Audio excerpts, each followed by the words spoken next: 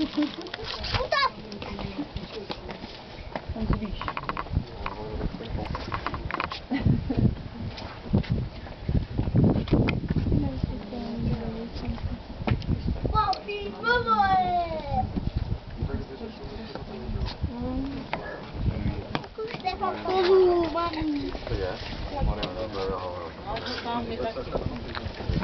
Pozdravte babičku a druhou babičku a dědečka. Tadyka? Jo.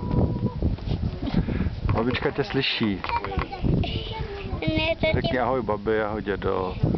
Ahoj, babi, ahoj. A ještě ahoj druhá babi. Ještě ahoj, druhé babi.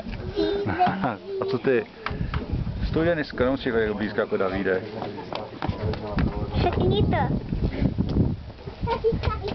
A plnou pusu. Ahoj, babi. Ahoj, babi. To je máma. Tohle je Mami, řekni to. Řekni to. Řekni to, mami. Řekni to, co neřekl já. Že jste to řekli vy. Pojď na stranu. Tak jdeme. Prosím.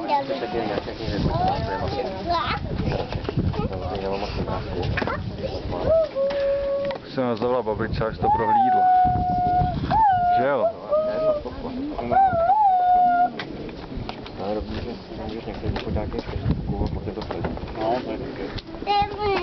Tak. Babička se nemusí chodit.